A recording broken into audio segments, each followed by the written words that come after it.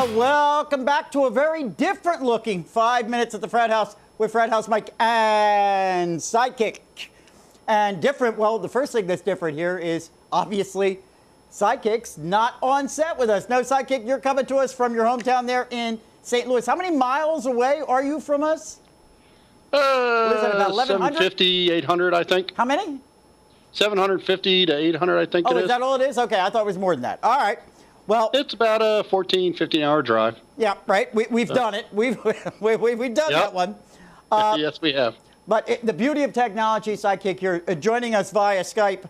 And in fact, you took that trip, Sidekick, to be with Mrs. Sidekick's mom, who, well, for some of our fans, she's actually become kind of a fan favorite. You had to be with her.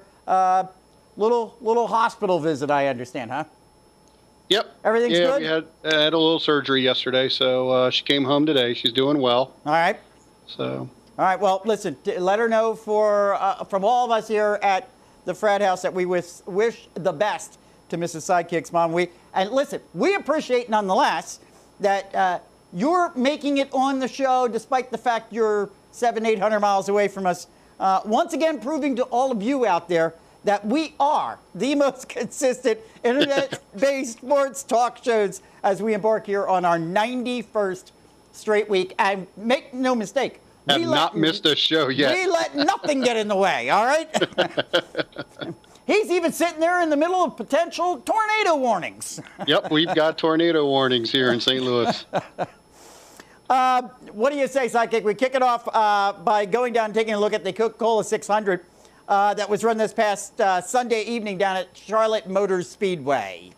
And as you pointed out, this 12th race of the season is the longest of the year, going 600 miles in 400 laps. And in a race that saw 24 lead changes, 11 cautions, average speeds of nearly 131 miles per hour, and a mere 13 drivers out of 43 completing the full 400 laps, one would think that this would have been a tight, tense, taunts racing event, but, well, we'll talk about that one in a couple of moments. In the end, how did it actually turn out? Well, after leading just 28 laps and the last 10 of those of the race, Kevin Harvick won his 21st Sprint Cup race and his second of the season. Others who came in the top five included 161 lap leader Casey Kane came in second. Kurt Busch, we're mentioning him every week. Kurt Busch, with his third top five this season, came in third. Denny Hamlin came in fourth, and Joey Logano was fifth. Oh, and Danica finished 29th. There we go. We always have to bring up our weekly Danica update. Well, listen, you're buying right into what everybody else in the media wants to do. Now, we haven't looked at the Sprint Cup standings leaderboard in a few weeks. So how did this race affect things? Well, not all that much. As you're going to see, the 1, 2, 3 spots haven't changed at all, as Jimmy Johnson stays at number 1, as does Carl Edwards at number 2, and Matt Kenseth at number 3. However, now we've got Clint Bowyer moves up to the number 4 spot, and Casey Kane, with his top 5, moves up to the number 5, moving Dale Jr. now down to 6. Other movements, Sidekick. And, well, the biggest losers of the weekend were Mr. Brad Keselowski down 3 spots, and Kyle Busch due to that engine failure and cable wire mishap. He dropped 3 spots as well. Biggest movers this week are Martin Truex Jr., who jumped up 5 spots, and Kevin Harvick, who jumped up 3 spots and moved up into the 6th spot on the top 10. Absolutely. Big one for Harvick, and of course that being his second win also helped him out considerably. Let's get into the sidebar, some of the sidebar stories that surrounded this race, Sidekick. And let's start it off with something that you just made reference to a moment ago, and that was the Fox aerial camera and cable lines that came down on the track around lap 122. This is one of those robotic type cameras that is controlled on cables to provide overhead shots. And we've seen these cameras used by Fox and other networks at things like NFL games and even indoors during basketball games. As the cables came down, it managed to get intertwined with multiple vehicles, including some extensive damage, as you just pointed out, done to Kyle Busch's number 18. It also caused minor injuries to about 10 fans and caused a 26-minute delay in the race as NASCAR red-flagged activities and allowed for what was kind of an unprecedented 15-minute per team stoppage to perform any kind of pit activities they deemed appropriate. Sidekick, give me your thoughts on this mishap and any kind of updates that you might have picked up on this since Sunday. As we mentioned on Junkies Radio on Monday, Fox has suspended. Sorry, mine just went blank. Yeah, suspended use of the camera. Sorry. Right. Suspended use of the camera for the foreseeable future while they investigate what was going on with that cable. The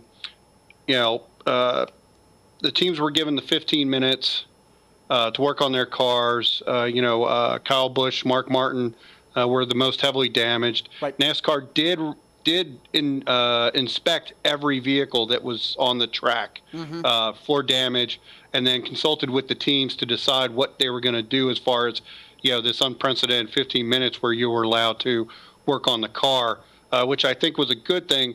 Part of the problem, though, with that was they didn't have enough officials to look at the vehicles to say, hey, they're performing stuff that wasn't due to the accident.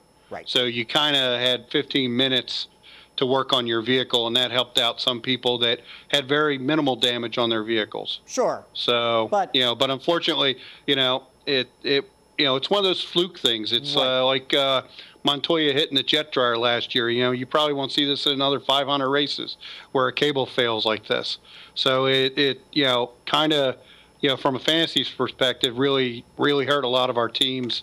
I know, Uncle Mark and I both, got dinged really bad due to the cable failure. But it's one of those things that, it's a fluke. It just happens. Right. Now, let me ask you real quick. Could there be any potential, for want of a better word, liability that comes out of this? I mean, it's Fox's camera. Obviously, they must have had some sanctioning from NASCAR to use them. They've been using them. I, like you, kind of feel that it's, an act of God, if you want to call it that, a fluke thing, 1 in a million type of accident. But potentially, do you see that there could be any kind of liability coming out of this?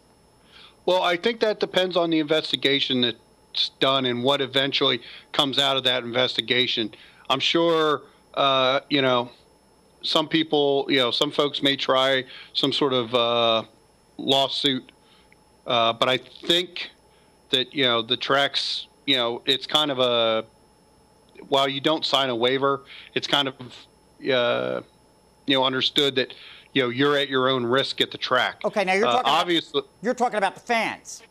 Fan-wise, yes. Okay, you're talking about fan-wise. I'm talking about even any potential liability coming from teams, et cetera, with regard to this sort of thing? Or is that just an indemnified situation anyhow? Because, for God's sake, the drivers are in cars and it's being broadcast. Everybody's indemnified, right?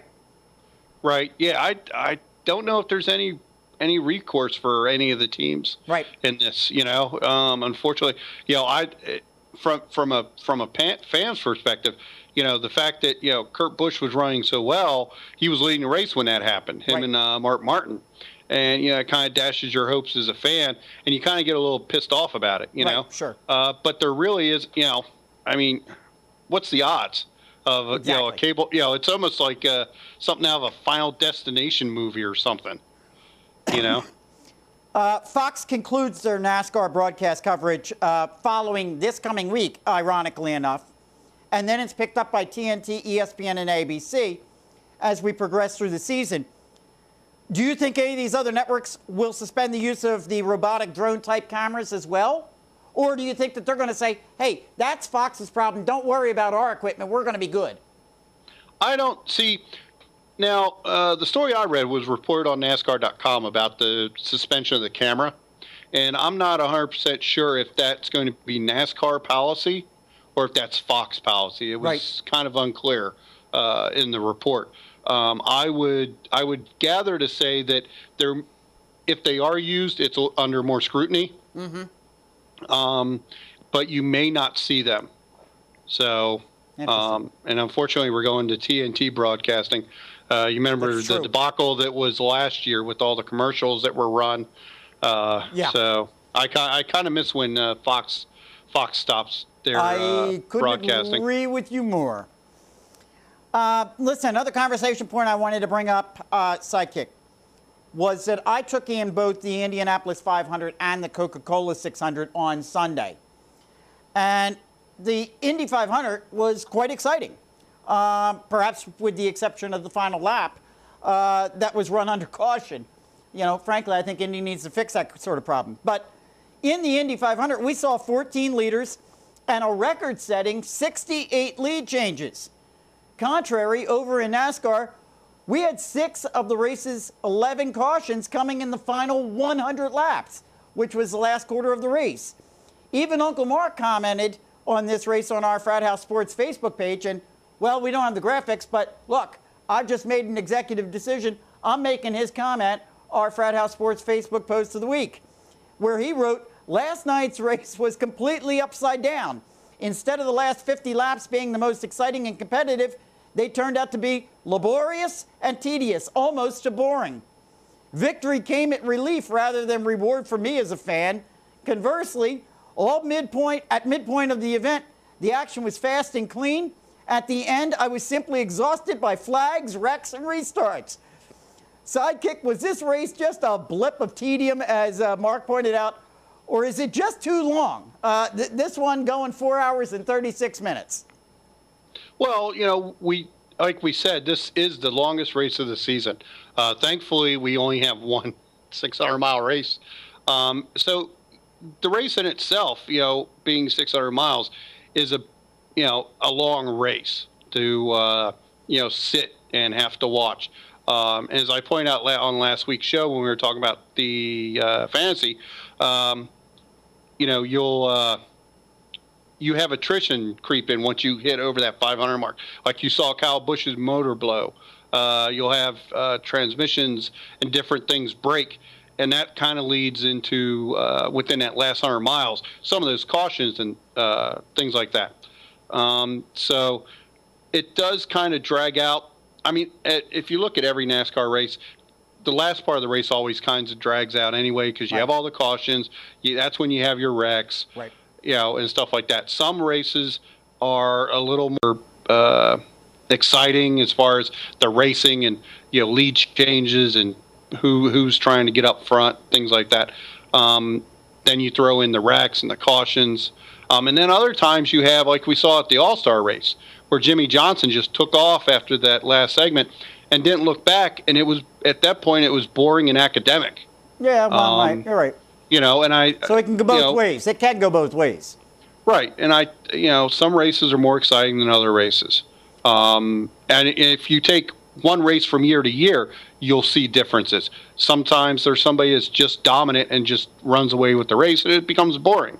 And then you have other times when no one's really dominant, and you've got a lot of people fighting for the lead. Or you've got a couple people that are dominant that are fighting for the lead. Okay, so then you would not necessarily be in favor of changing this from, say, a 600-mile race to a 500-mile race? No, this is the only one on the schedule. So I kind of like it. But, yes, unfortunately, there are some instances where it can get boring. Right. So. All right, well, no 600-mile race coming up this coming weekend as we're heading down to the Monster Mile for race number 13 at Dover International Speedway. Coverage of that will be the last, as I pointed out, this season for Fox Sports. And that can be seen at 1 p.m. on 1 p.m. Eastern Time on Sunday. So we need some fantasy suggestions, Sidekick. And, well, we're not giving you any kind of a pass simply because you're out of town. So help us out here. Absolutely not. Help us out here. We need some help on our fantasy picks.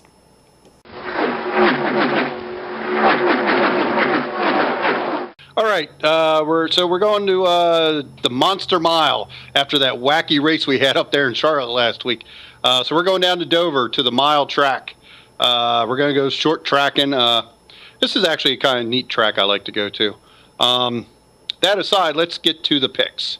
So this week we're going to want Jimmy Johnson. He's got 4 wins, and he's only been outside the top 10 once in the last 9 races at Dover. He's got a total of 7 wins at Dover. He is one of the most expensive drivers on the on fantasy at $28. Yep. Then we're going to throw in Mr. Bad Luck Kyle Busch, who just started off hot at the beginning of the season and has kind of cooled off and kind of had a gremlin, I guess, following him around. So hopefully he can rebound this week. He's got 2 wins and 10 top 10s at this track. His current rate is 27.25. Then we're going to go throw cousin Carl Edwards in there. He's finished in the top 10 12 times over 17 starts and has finished better than he has started 14 times. And the reason I bring that up is because that is one of the criteria for points in fantasy NASCAR. Excuse me. Is your place differential, right? Which is where you finish versus where you start the race. He's had a terrific season so far too. Yep. Well, he's sitting in second place right now. Yep. Terrific season. So, he is sitting at 24.50, and then we're gonna fill out the roster with some old standbys that you're familiar with hearing me pick every week. Bobby Labonte. He's got 1 win and 14 top 10s on this track. He's 10.25 and is a good cap value. Okay. And then also we're going to throw in Regan Smith, who's racing the 51. We've talked about the 51 several times this season about being the little team that could. And he's going for $10. That takes our roster total to the max limit of $100. There you go. And you can count on Sidekick to get it right there every single time. Oh. Yeah, we'll see how those turn out. All right, let's go take a look at, what's happening out in Major League Baseball because, well, my gosh, it certainly feels like it, doesn't it, Sidekick? I mean, you're sitting over there in 80s out there in St. Louis, and then we're sitting here in 90s. Yep. And listen, while we got you, I got to ask the question. I mean, you are out there in St. Louis. You're in your hometown. Any chance you're going to get to see your Cardinals? I'm going to try to see if I can get to a game while I'm out here. I mean, because, my team's doing just moderately better than your team. Yeah, well, that goes without saying. I'm in the market, with some real fans out here and a real baseball team. Oh, man. Well, now listen, though. You know what you got to do. You know what you got to do if you're out there to Cardinal Stadium, Busch Stadium, right? Still Busch called Stadium, yep. Busch Stadium. Okay. Make sure you're posting stuff up on the Frat House Sports Facebook page. Oh, absolutely. You know I will.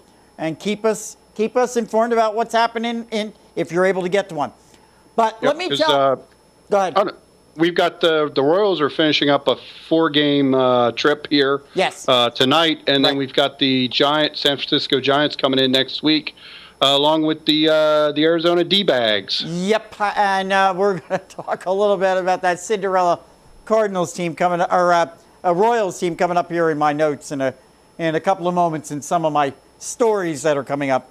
That Cinderella team that I had, you guys have done the work on them for sure. Let me tell everyone, though, that's out there, make sure you get over to our good friends over there at CLW83.com and check out Sidekick's national debut on Jim Williams' Touch 'em All baseball podcast. I listened to that today, Sidekick.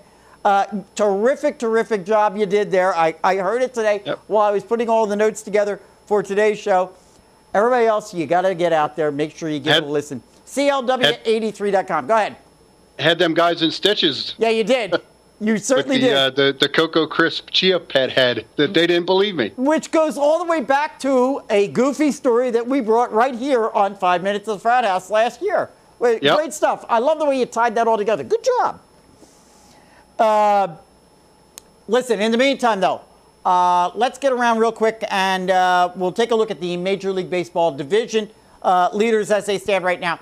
And over in the American League, well, things are changing just a little bit here and there. Some teams cooling off, some teams warming up. And let's start it off in the AL East, where you got the Boston Red Sox are now one game. Now, hey, Boston Red Sox now a game ahead of the New York Yankees in the AL East. I have a feeling that one's just going to go back and forth for a little while.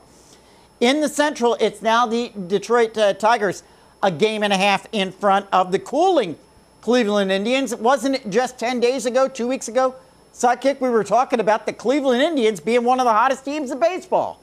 Yep. Who'd have thunk it? In the West, the Texas Rangers have dropped off a bit, and now the Oakland A's, who have gone 9-1 in their last 10, and now the Rangers are just 2 games in front of the A's. The Rangers have. Go ahead. The Rangers have cooled off. They're 5-5 out of their last 10. Yep. So, and the A's seem to have the hot potato now. Like you said, 9-1 in their last 10. Well, and that's, in my opinion, that's a sign of a good team when they can capitalize on another team cooling off and they pull ahead, or at least get a little bit closer in the standings, and that's exactly what Oakland has done. There were a lot of analysts that were saying Oakland may, in fact, when Texas had built up that lead the way that they had, that might have been Oakland, that might have been done. But you can see that's going to continue to be a race out there in the AL West. In the National League, the Atlanta Braves continue to maintain their 4.5-game lead over the Washington Nationals. And talking about your St. Louis Cardinals, they currently have the best record in baseball and are 2.5 games in front of the Cincinnati Reds in the Central. Yep, and they're 8-2 over their last 10 games. Yep. So thanks to the Royals. Thanks to the Royals, right. And again, we're going to talk about them in a couple of moments. And in the West, you brought up the Arizona D-backs a moment ago. They're still 2.5 games in front of both the Colorado Rockies and San Francisco Giants out there in the NL West. And that, which we may see, with them both teams coming to St. Louis next week, we may see some moving around with Colorado, San Francisco and Arizona. Next week when we do the show, we'll have to see how the standings are. Well, or it could go the other direction, Sidekick, in which case, if those guys come out and play really well against your St. Louis Cardinals, well, we might be starting to see a good deal of movement going on in the Central Division if St. Louis goes on a skid. And the Reds need to start winning. They've been losing here, that's been helping out a little bit. All right, well, despite the new kind of look and format, and, well, who knows, this might be kind of a precursor of what we have planned for you coming up in year 3, because we're coming up on our 3rd anniversary in early September. This might be a precursor of what you can expect as far as some changes that we've got in the works. No, I won't be on Skype. No, he will not be on Skype all the time. But despite all that, and yes, well, maybe we don't have the benefit of all the things we normally have. Nonetheless, let's go take a look at some screwy stories. Huh, Sidekick? What do you say? We take a look at some screwy stories? Yep, you got some good ones this week. You're not kidding. Let's go take a look at those. It's time again for Frat House Mike's Screwball Stories. We saw a terrific example of gentlemanly patriotism that was displayed on Sunday during the Cleveland Indians and Boston Red Sox game. In the 7th inning, Michael Bourne was thrown out stealing to end the top of the half. He argued with the second base umpire, Tom Hallen. Then Terry Francona came out to argue as well. Well, suddenly, Francona had to step back, took his hat off, and put his hand over his heart as God Bless America was being sung. Quickly, Bourne and Hallian followed his cue. Turning towards the flag in center field, said Francona, "I told Hallian, I came out here to yell at you. Now I have to honor America with you." And if you watch the video is just hilarious. Oh, it's priceless. It's absolutely priceless. Go out. what's the best way to win an argument, or for a ref to win an argument? Start playing the national or the God Bless America. God bless, or any of them for that matter. Something that's just going to have to make you stop. But they continued kind of bickering at each other a little bit, even with their hats off a little bit. So yeah, they were kind of nudging each other. Great stuff. Great stuff. We've talked about the dilemma they have in Houston with the aging, rusting, and empty Houston Astrodome. The biggest concern they have is the cost in raising the once state-of-the-art Coliseum. However, city officials realize they're going to have to, sooner or later, they're going to have to bite the bullet. However, some are fighting that fate and, in fact, citing its historical perspective. James Glassman, a Houston preservationist, calls the Astrodome the city's Eiffel Tower and the physical manifestation of Houston's soul. Huh? New York could afford to tear down Old Yankee Stadium, Glassman said, because the city had hundreds of other signature landmarks. Not Houston. The technological marvel of the Astrodome put a young, yearning city on the global map. There was a confidence of space-age, Camelot-era optimism, and we were right there. Are we seriously putting the Houston Astrodome in the same category as the Eiffel Tower? I mean, for real? Seriously? Come on, man. You know why they're making a big ado out of the Astrodome, right? Go ahead. It's because the Astros suck. They're remembering the heyday, of the Astros. That's why they don't want to get rid of the stadium. Because as soon as that stadium goes, they'll have no memories of what it was like to have a real freaking football team or a baseball team. I'm sorry. Yeah, absolutely. You know what I mean? And I remember growing up as a kid hearing about the Astrodome all the time and stuff like that. And I do think it's kind of a landmark. But, we had Busch Stadium, the old Busch Stadium, Vet Stadium in Philadelphia. They've all been imploded in their parking lots now. Yep. So, you kind of got to do away with the old and, go with the new. And maybe while they're imploding the stadium, they should put the baseball team in there. Wow. Part of the issue here, of course, too, is the cost that it's going to cost the city to actually take that thing down. We're talking tens of millions of dollars to take that stadium down, which may actually be costing them more now to take it down than it actually did to construct that stadium. So. Oh, sure, and you're wasting all that municipal money on just keeping the stadium there. Here we go again. If they could come up with a viable option. Plan to refurbish it and use it as a convention center or something, monster truck pulls or something, hosted in there, then sure, retrofit it, and keep the thing. But apparently, see if you can find somebody that, corporate or otherwise that'll, willing to put some money in and, help save it. But, ultimately, the thing needs to come down. Yeah, apparently, though, they've looked into they've exhausted all of those options.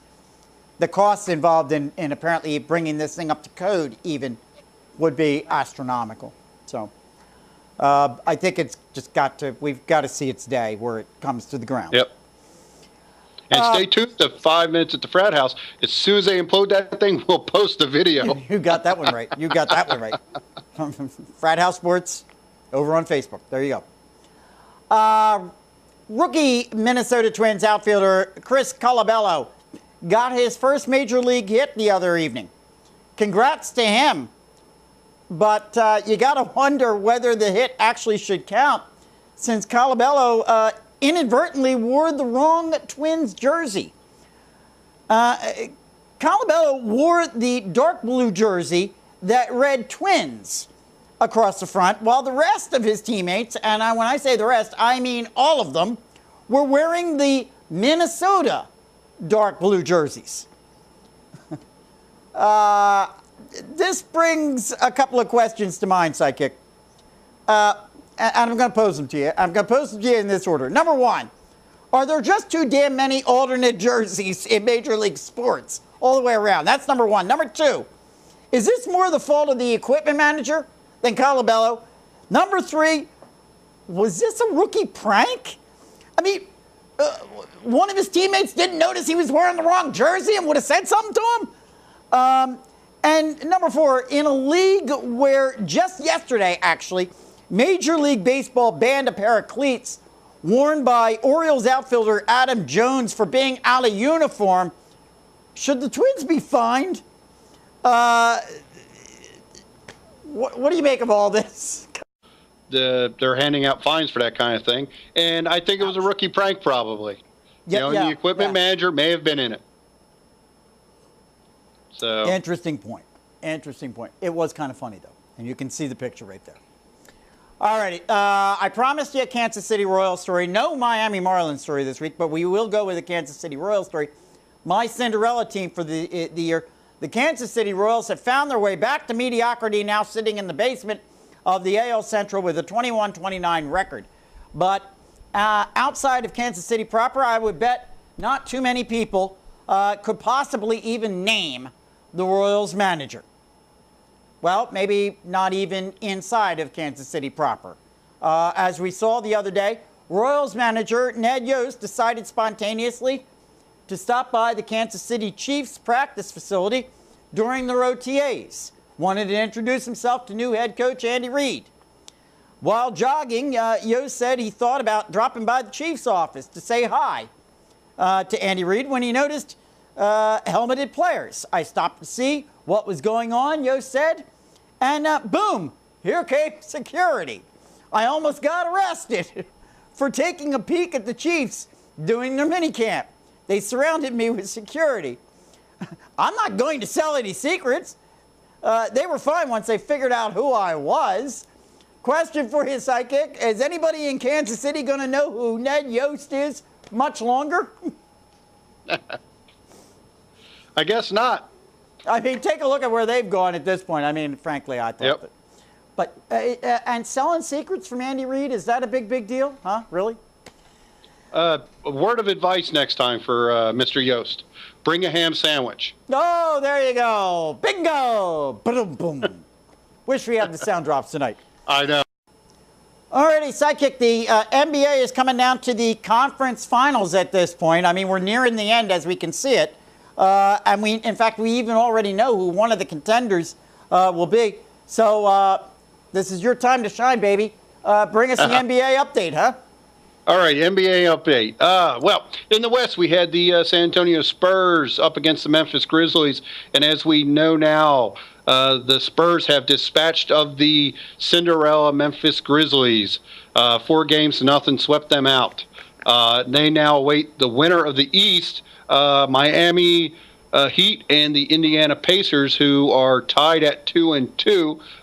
As we discussed, coming into Indiana, Miami took Game 3. Mike, you were kind of upset about that loss. Yep. But like I was saying, it said, hopefully the Pacers come back for Game 4 and equal the series back up, which they have done. Game 5 is tonight. Yep. It'll be starting here a little over half an hour on TNT. Yep. Game 6 will be Saturday at 8:30, and if there's a Game 7, that will be on Monday. Yeah, I'm going to throw it out there. I mean, let me be on record right here. But I was on record with Fan Junkies Radio. Look, Miami won the first game. They won it in overtime by only 1 point. Indiana came back. They won the second game in Miami. Yay. All right. That was terrific. They took one away from Miami. Game 3, they gave it away. Sidekick, they got blown out at home. And that's what disappointed me. What I was so upset about was the fact that Indiana, in my opinion, should have had their A game ready to go for Game 3. You have already taken a game from Miami at home. You had to stick it to them there. Now, mercifully, the other night they came back. They did win Game 4 at their own home. But now the series is tied. And really, when it comes right down to it, they still have to win one more yet at Miami. Do they have that chance tonight? Right now, Miami is a favorite by 7.5. Given what we've seen so far out of the Pacers, going into Miami, I don't know if they're going to be able to pull out this game, and I think they're going to go down 3-2. Yeah.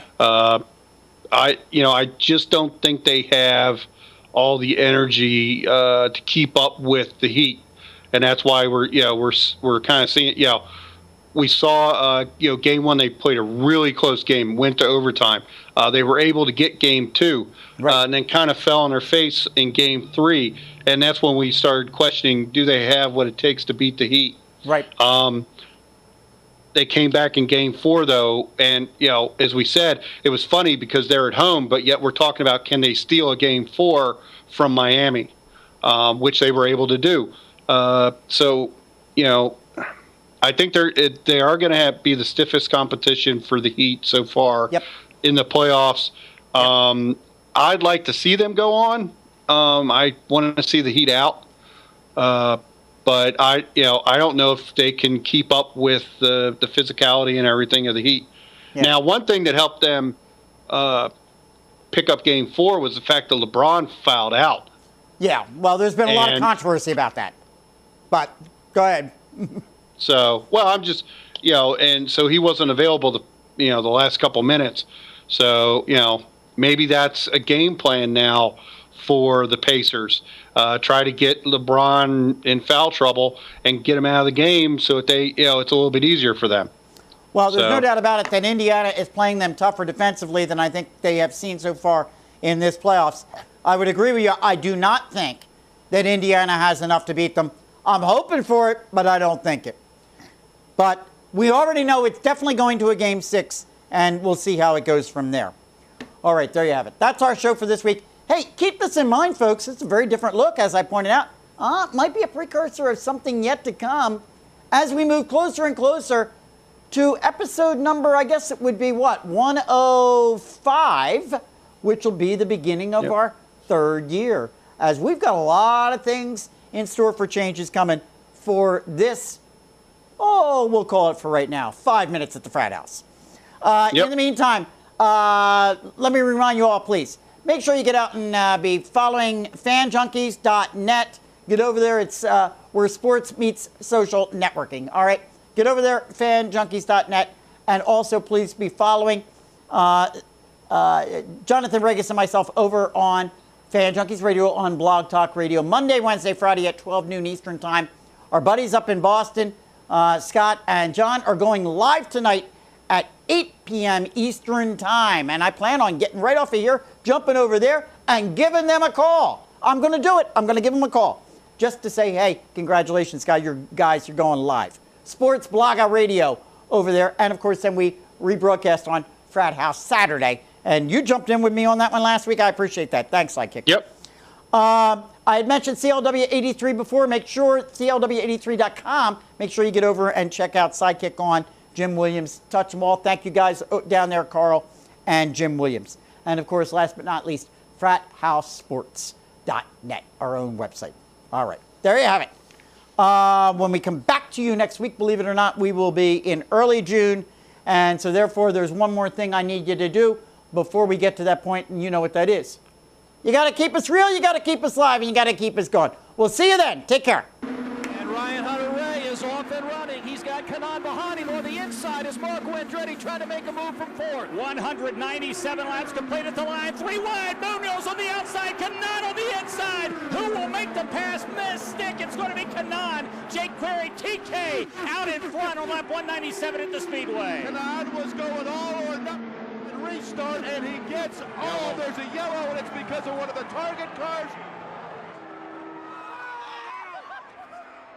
His countryman and friend Elio Castroneves has won this race 3 times. The first one is always the sweetest. He's behind the pace car in turn 4, Mike King. Here comes Tony Kanaan. TK has wanted this race so bad. The crowd will come to its feet and will salute the man from Brazil who will finally fulfill his dream. For Tony Kanaan, the 12th time is the charm at the Indianapolis Motor Speedway, the Twin Checkers Way. TK has won the 2013 500. Let's go to Nick Yeoman. And I'll tell you what, Mike, there is not a dry eye down in this pit lane. Kevin Kalkova and Jimmy Vassar will go to victory lane at Indianapolis.